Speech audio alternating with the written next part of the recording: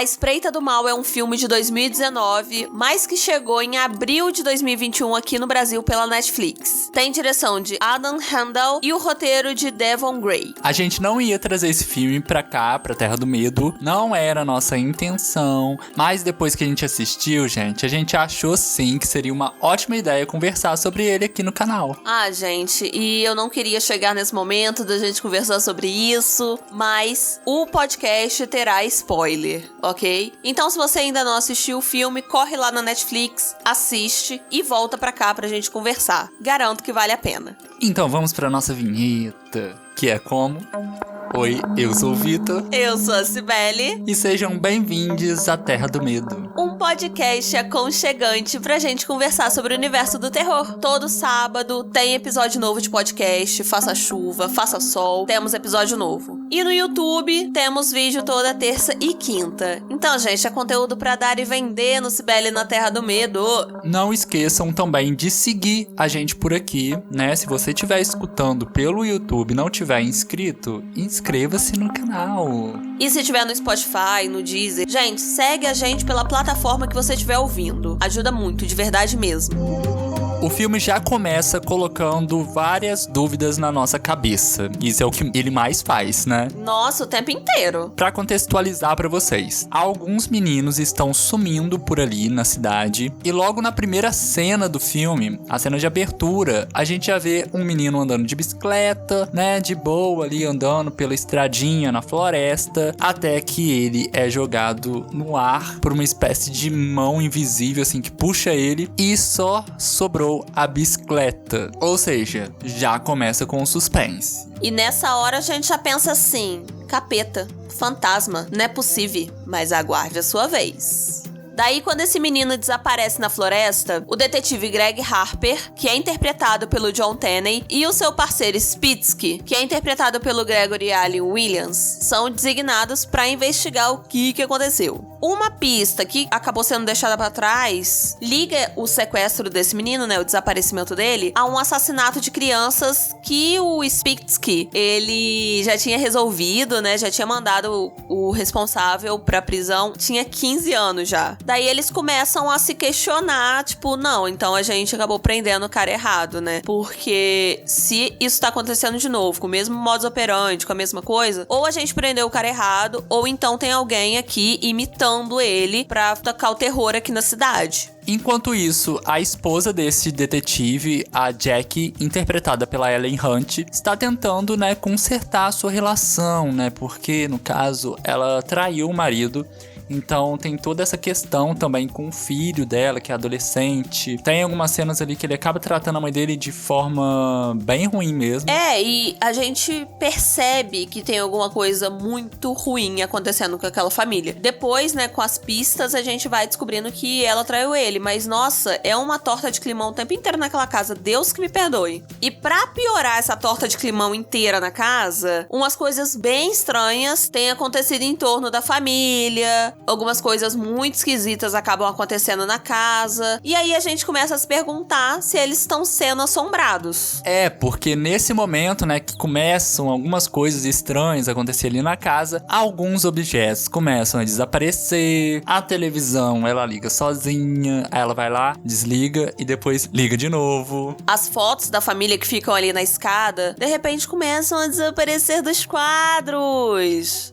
E tem uma cena que é muito boa, que a mulher chega em casa, né, a Jack chega em casa, e tem um cara lá que foi pra consertar a janela. E aí ela pergunta: oi, lindo, como é que você entrou aqui? Que mal lhe pergunte. Aí ele fala assim: não, foi sua filha, gente, que deixou entrar, inclusive muito educada a sua filha. Porém, gente, eles não tinham filha, tá bom? Eles tinham, no caso, um filho. Gente, nesse momento a gente começa a ficar louco do nosso cu, perguntando o que tá acontecendo aqui. É fantasma, gente? Nessa hora eu pensei assim: pronto, é fantasma. Fantasma de uma mulher ainda. E vamos de Samara. E eu também já achei que era fantasma, gente.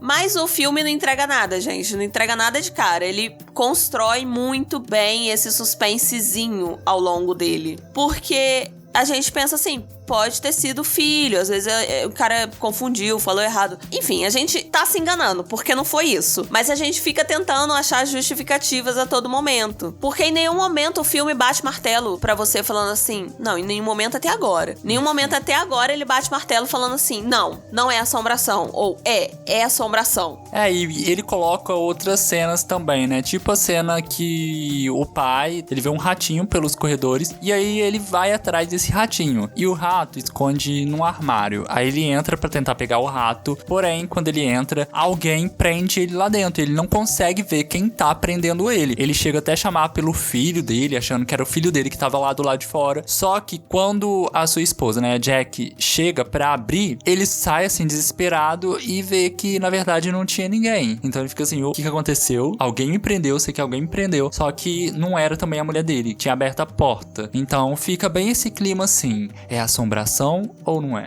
E vários outros fatos também são colocados no filme pra tentar assustar a gente. E assim, eu sou bem cagão, então acaba me deixando bem com medo mesmo, assim, com receio de ser assombração, não queria que fosse. E tem cenas de essas fotos que somem, tem umas cobertinhas sendo puxadas, assim, tem umas vozes que eles escutam nos corredores também. E foi muito bom, gente, porque eu procurando sobre o filme, pra eu saber da existência dele, eu fiquei sabendo que ele tem essa coisa de deixar esse mistério de ser ou não uma coisa sobrenatural, de ser ou não fantasma. E eu achei que ia ser super de boa, né? Porque eu achei que eu não ia ter medo, sabe? Não ia ter susto. Gente, eu e o Vitor, a gente viu de madrugada. Tadinho, traumatizei o Vitor botando ele pra ver esse filme. E, gente, foi assistindo esse filme que a gente ouviu um barulho na escada aqui de casa. Não, mas deixa pra gente contar isso mais tarde. Tá bom, mas guardem isso. A gente fica com mais medo quando você sabe, assim, o plot do filme, né? Inclusive, se você chegou até aqui e não assistiu o filme, gente, é hora de você parar, ir lá assistir e voltar, tá? Porque a gente já deu até spoiler demais aqui. Até spoiler demais, mas até agora ainda você tá invicto, tá? Pode ir tranquilo que você vai gostar. Mas a partir daqui, por sua conta e risco. Daí a Jack tá traindo o marido, igual a gente já falou aqui, no podcast mesmo. E o filho sabe disso, fica bem claro que ele sabe que teve ali alguma tensão. E o filho acaba tratando a própria mãe bem mal, culpando ela pelo declínio do casamento. E aparentemente o marido também sabe que ele é corno, no caso. Mas aí tem um momento bem tenso, porque, assim, ela tá traindo, mas ela tá naquela tentativa de reconstruir a família. E a gente vê que não tem jeito, que minha filha só aceita, pelo amor de Deus, vamos todo mundo separar pra todo mundo viver feliz, pelo amor de Deus. Mas aí, ela tá ali na luta pra tentar reconstruir e tudo mais, só que tem um momento que o amante dela vai até a casa dela. Ele queria conversar, foi lá, falou, eu te amo, vamos viver uma vida juntos, vai ser maravilhoso. Só que ela fica o quê? Com um furebs trancado, porque o filho dela tá em casa. E o filho dela já tá tratando ela muito mal. Daí ela fala que não quer mais nada com ele, até que uma caneca cai na cabeça dele. Simplesmente. É chuva de caneca. Começou, granizo, não, é caneca. Os outros vão achar que teve uma chuva de caneca. Não, foi uma caneca só, gente, tô exagerando. Daí ele ficou meio atordoado, não sei o que, aí ela chama ele pra entrar. E eles vão pra, tipo, porão da casa, uma espécie de porão, que fica ali na parte de baixo da casa. E ele tava com a cabeça muito fodida, sangrando. Só que aí, o telefone dele ficou lá em cima. Tem uma preocupação de onde que ele deixou o celular e tal. Começa a tocar uma música na casa e a mulher sobe, preocupada. Porque até então, ela tá achando que tudo que tá acontecendo é culpa do filho. Lembrando que o filho estava na casa e ela já tinha combinado com ele de levar ele na aula também. Até mesmo porque ela estava preocupada, né, com a série de sequestros que estavam acontecendo por ali. Até aí, gente, grande dramalhão, caso de família, bem Márcia Goldschmidt mexeu com você, mexeu comigo. Porém, começam a acontecer algumas coisas que a gente fica um pouco surpreso. Quando ela volta, ela encontra o amante caído no chão, já morto, então resolve pedir ajuda pra quem? Pro marido. Eu e o Vitor, a gente tem uma frase muito sábia que a gente usa quando a gente tá vivendo esses momentos, que é: que situação! É verdade. Que situação! E eles têm, gente, uma saída, tá? Eles têm uma ideia, já sei. Vão fazer o seguinte, a gente enterra ele numa área isolada na floresta. O que vocês acham? É uma coisa boa. E, gente, dá muita agonia essa hora, porque eles estão indo enterrar o cara, só que ao mesmo tempo tem muita gente procurando pelo menino que tinha sumido. Então tinha gente pela floresta ali e eles estavam indo enterrar o corpo. E eles decidem enterrar o corpo, não levar pro hospital, não fazer os procedimentos corretos, porque eles acham que a culpa pode cair no filho deles, né? E, na verdade, a mulher tem certeza que foi o filho que fez isso. O filme consegue bastante explorar esses sentimentos na gente, de deixar a gente, assim, bem aflito, né? Ora tendo uma perspectiva do personagem, mas aí alguma coisa acontece que a gente tem uma nova perspectiva daquele personagem também. Isso mais pra frente a gente vai falar.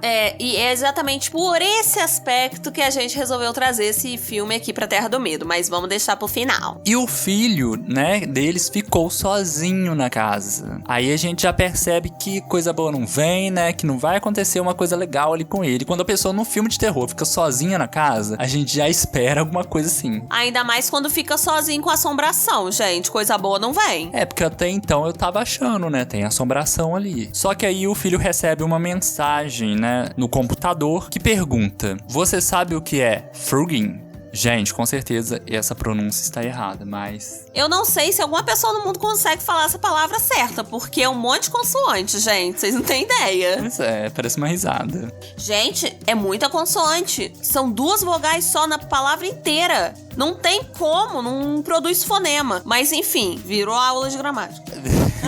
Foi essa mensagem que ele recebeu, né? E quando ele vai pesquisar, né, pra ver o que era, porque ele também não sabia o que era, ele vê uma pessoa saindo do sótão de uma casa e mexendo nas coisas na casa, vivendo como se já morasse lá. E nisso, quando os pais voltam pra casa, eles encontram simplesmente o filho deles amarrado na banheira. E na cena também tem a marca, né? Tem o canivete verde, que era a marca do sequestrador de criança que tava ali pela cidade dele, de deixar, né, sempre no local esse canivete. Daí ela coloca ele dentro do carro pra levar ele pro hospital. Enquanto isso, o pai fica ali na casa tentando procurar o que tava acontecendo. Se uma pessoa atacou o filho dele, provavelmente essa pessoa ainda tava ali na casa. Porque nessa hora, né, na hora que ele tava vendo lá as mensagens, apareceu atrás do menino uma pessoa que tinha uma máscara de sapo muito bizarra. Era tipo sapo, né? É um sapo. E aí dá pra entender que essa pessoa invadiu a casa deles. Só que aí na hora que apareceu essa sombra, eu já pensei assim, porque na hora que atendeu a porta, falou que era uma menina, né, sua filha. E essa pessoa que apareceu atrás dele, parecia um homem, né? Só que aí o pai fica na casa, né? Fica ali andando com a arminha na mão, tentando perseguir quem tava na casa também. E a gente fica muito tenso nessa hora. Só que aí o filme pega a gente de surpresa. E novamente começa a tocar a musiquinha. Do nada. E nessa hora, gente, a gente fica muito tenso, porque a gente fica torcendo, né, pro homem, porque a gente vê a pessoa encapuzada vindo atrás, assim, com um bastão. Acho que era um bastão, né, que ele tava segurando. E pronto pra atacar o policial. Aí a gente já pensa, né, coitado, vai ser atacado. Gente, é nesse momento que o filme muda completamente. Assim, não mostra se o policial foi atingido ou não pelo bastão. A cena dá um corte, dá realmente. Dá um cortaraço. E aí a gente fica assim, quê? Mas, volta lá, que isso, não acabou. Só que aí vai pra uma cena estilo found footage, sabe? Que mostra um menino e uma menina entrando pela garagem deles, da família. E eles simplesmente ficam ali, instalados na cobertura, porque casa de gente rica, gente, vai fazer isso aqui em casa, eu percebo a pessoa assim que ela aparecer. Pois é. Não, minha casa tem o quê? 3 cômodos, 4. Então se a pessoa entrar, eu já vou perceber logo de cara. Ainda ofereço um café. Mas na casa deles, não. Tinha um andar de cima, ele tinha quarto de hóspedes e tinha toda uma cobertura e parede falsa e tudo pau. Daí, gente, essas 2 pessoas, né, esse menino e essa menina, começaram a meio que morar com a família ali praticamente. E daí a menina e o menino começam a viver ali na casa. Só que a menina explica que isso é uma prática, né, que tem aquele nome esquisito cheio de consoante que a gente falou. Que é uma coisa que acontece mesmo. As pessoas invadem a casa das outras e a meta é viver na casa sem que a família perceba. Só que a gente percebe que a família tava percebendo sim, né? Que as coisas ali que estavam mudando de lugar não era Saci Pererê, não. Era coisa dos meninos que estavam morando lá. Inclusive, gente, isso me lembrou muito um caso que a gente já trouxe aqui no canal, lá no comecinho do canal. Falei como se fosse 5 anos atrás, né? Lá no comecinho do canal. Que é um caso do Daniel LaPlante, que ele viveu na parede das suas vítimas. É complicado de pensar parede, mas quando a gente vê esse filme a gente entende. Porque tem uma parede lá também que é super falsa. A gente pensa assim, dá pra viver uma família ali. A parede dele, gente, é quase do tamanho da minha casa. E aí o filme segue nessa linha, né? Fazendo tipo uma retrospectiva, né? Do que já aconteceu. Que na verdade eram eles que estavam fazendo tudo. E é até interessante, porque mesmo mostrando esse outro lado e repetindo algumas cenas, a gente fica com medo também. Só que agora nessa outra perspectiva. Porque antes a gente tava com medo de assombração, agora a gente tá com medo de pessoas, de coisa real mesmo, né? Porque imagina invadir a sua casa e ficar ali convivendo com você. E você ali também na sua casa sem saber que tem uma pessoa te olhando enquanto você dorme. E é muito engraçado porque a gente fica assim,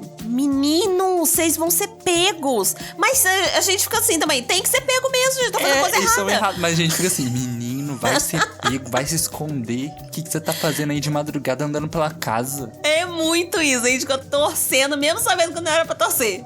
Daí, a gente vai fazendo mesmo uma retrospectiva, que o Vitor falou, e a gente fica assim, nossa, a gente começa a entender tudo que tava acontecendo, sabe? A gente pode levar até isso pra nossa vida, tá bom? A Sibeli Coach aqui agora.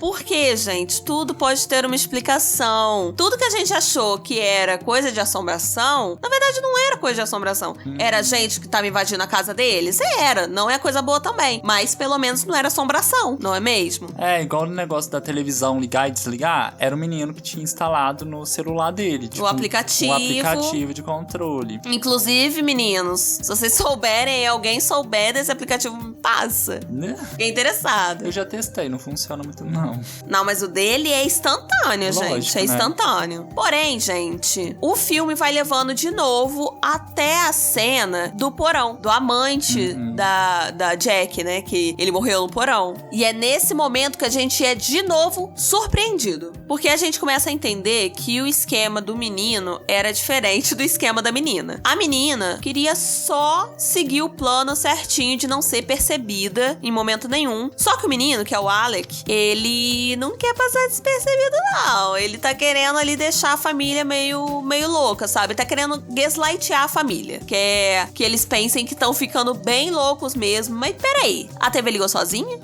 Ah, mas espera aí, eu acordei mijado? Mas eu não lembro de ter mijado. Pro menino, pro Alec, não valia a pena ele estar lá sem mexer de alguma forma com a família. Só que aí chega o momento da cena do amante, né? Que ele tá lá no porão e é atacado por trás. E é nesse momento que a gente se surpreende, porque não foi assombração, não foi o Alec, que a gente pensa que é o Alec. Nesse momento eu pensei assim, não vai ter como eu te defender, Alec. Mas não, foi o marido dela, que deu-lhe paulada na cabeça do amante. E aí eu acho que o filme faz até um pouco de pegadinha com a gente, porque tem algumas cenas que não são reveladas logo de cara pra gente, e depois, nessa retrospectiva, é que mostra, né, o que aconteceu. Igual nessa cena, né, quando a mulher, ela vai levar o filho pra escola, o marido, ele dá uma passada ali na casa pra pegar algumas coisas que ele precisa.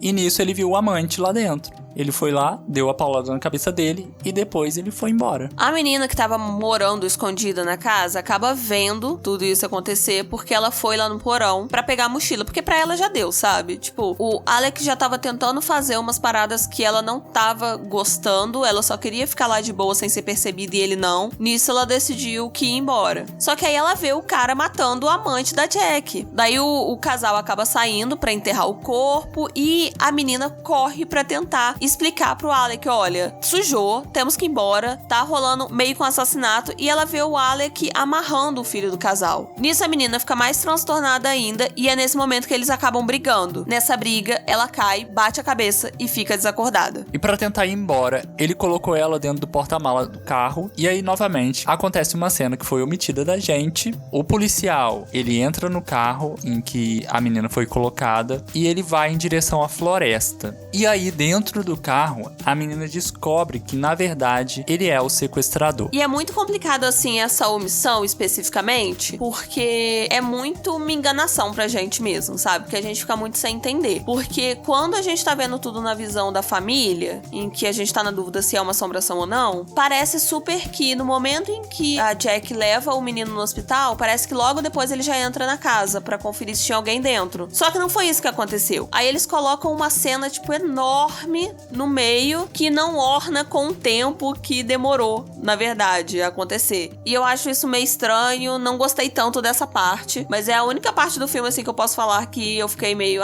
sacanagem. Foi a parte que eu me senti, assim, enganado. Não que eu não tivesse sido enganado durante o filme inteiro, porque... Mas é um enganado mal.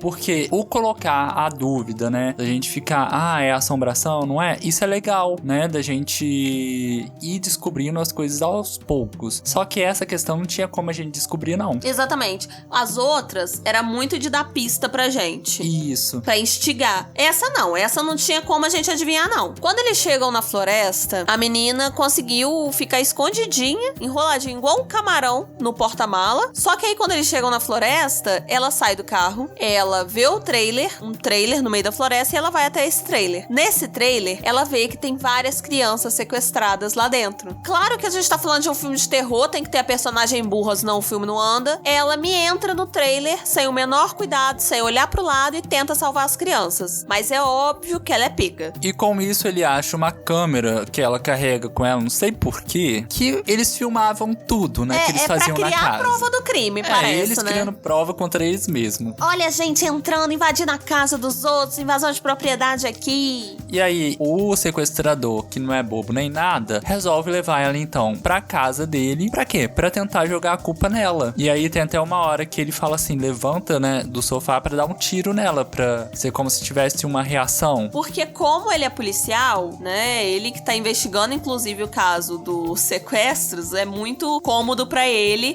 montar ali uma cena. Ele sabe como montar essa cena pra não parecer que ele é o vilão. E ele tem feito isso, a gente vai vendo que ele tem feito isso. Ele tem feito todas as situações pra ele não parecer o vilão. E é toda essa parte que é omitida da gente, porque quando ele tá lá atirando na menina, né, o Greg, que era o detetive que a gente descobriu que, na verdade, é o sequestrador, o Alec está atrás dele, ali pra tentar atacar ele. O filme tinha cortado nessa parte, né, na primeira vez. Só que se na primeira parte a gente estava lá torcendo pro Greg escapar dos invasores da casa, agora a gente já tá mais torcendo pro Alec escapar desse sequestrador, né, que já mostrou que vai matar ele. E aí novamente tem a cena, a musiquinha, né, aí o Alec vai pra atacar o policial, eles brigam e aí o policial acaba saindo assim, só que depois o Alec levanta e então atira nele. Nesse momento, o Spitsky, que é o parceiro do Greg, né, que eles estão ali juntos, tentando descobrir quem é o sequestrador, ele chega e a partir do momento que ele viu o detetive lá sendo atacado por um cara, ele já atira no Alec logo de cara, porque ele pensou assim, não, tá atacando meu amigo, que é um policial, que é um cara do bem, que é um cara super tranquilo. Só que o Alec acaba falando com o Spitsky na hora. E aí a gente tem outro plot twist, outra revelação, que a gente descobre que o Alec já foi vítima do Greg. Inclusive, ele escolheu invadir a casa do Greg como forma de vingança mesmo a ele. Por tudo que ele já fez o Alec passar e tal. É uma espécie de vingança ali. O filme tem várias reviravoltas. Essa, sinceramente, não é a melhor delas, assim, na minha opinião. Eu acho que as outras durante o filme foram bem mais instigantes. Essa eu achei um pouquinho forçada, mas é uma forçada do bem, porque deixa a gente feliz com o rabinho balançando no final do filme. Pra fechar o pacote, né? Assim, mas se você for olhar bem, é forçado. Só que assim que eu terminei de assistir o filme, eu não tava aceitando críticas. Pra mim tava perfeito. Gente, minha voz começou a falhar e não parou mais. Tô rouca. Tentei fazer exercício vocal aqui, não sei o que aconteceu. Mas vamos finalizar esse podcast com a Cibele rouca. Bom dia. Então, gente, a gente resolveu trazer esse filme aqui pra Terra do Medo justamente porque ele traz essa troca de expectativa na gente. Que, sinceramente, é uma coisa muito gostosa. Porque, primeiro, a gente tá torcendo pro Greg, né? Feliz da vida. Nossa, um detetive. Ele vai descobrir o crime. Depois a gente vê que ele é o vilão. A partir do momento que a gente vê que ele é o vilão, a gente fica assim, morre, filho da puta. volta. Gente. Calma, é só um filme, por isso que eu fiquei assim. Mas aí a gente começa a torcer mesmo pelos invasores, sabe? E isso é muito interessante, porque faz a gente pensar até na nossa vida mesmo, sabe? A partir de qual olhar a gente tá julgando certa situação. Será que a gente tá sabendo de todas as informações? Será que você tá do lado certo? Será que Mas não você... tem lado certo, né? Porque realmente, os meninos também não estavam certo ali de invadir a casa dele, só que a gente torceu pra ele, na verdade, porque o detetive é bem pior que eles. A verdade é que quem ganhar ou perder, vai todo mundo perder. Só que o que acontece? No contexto do filme, se a gente for parar pra pensar, tá todo mundo errado mesmo. Porque o Alec tinha que, sei lá, achar outra forma, denunciar, não sei. Mas ele queria fazer justiça com as próprias mãos. Ele queria ir lá e fazer acontecer. E sobrou até pro filho do Greg, que não tinha nada a ver com isso.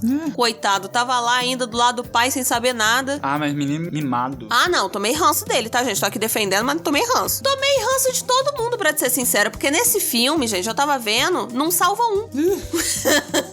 Moral da história, né? Nem sempre uma pessoa vai ser, assim, aquilo que parece. Tem várias camadas, pessoas são cheias de camadas. E não só as pessoas, como as situações mesmo. Às vezes você tá julgando sem saber de todas as informações, sabe? Ah, conta o do barulho. Gente, historinha aqui pra finalizar esse podcast gostoso. Espelho-roca. Eu e o Vitor, a gente tava vendo filme de madrugada. E a minha casa, a gente faz certos barulhos. A gente já conversou em outros episódios que tem fantasma no meu terraço.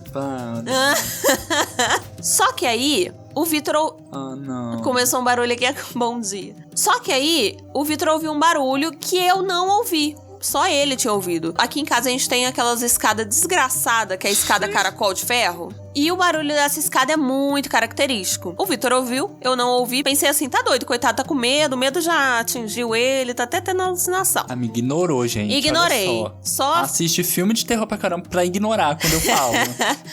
A cética sempre morre no filme, né? Eu que mantenho eu que fico de olho aberto. Mas aí, depois eu ouvi o barulho também. E era um barulho muito como se alguém estivesse descendo a escada, subindo, enfim, andando pela escada. A gente acordou a minha avó, que tava dormindo, seu precioso sono, e começou uma força-tarefa aqui em casa. Isso tudo com o filme pausado, tá? Porque a gente deu um pequeno pause no filme pra depois continuar assistindo. Aí foi minha avó e o Vitor lá no terraço. E eu fui pra sala conferir se não tinha ninguém na sala, nem no quarto da minha avó. Porque a gente pensou assim, se estão invadindo a casa no filme, por que não pode essa vida pregar-nos uma peça? Por que não? Fomos conferir, mas não deu em nada, tava super de boa, a gente continuou assistindo o filme. Ou eles conseguiram se esconder assim muito bem. E muito rápido. Ou seja, se eles conseguiram, eles podem estar aqui até hoje. Ah, não. O Vitor olhando pra trás.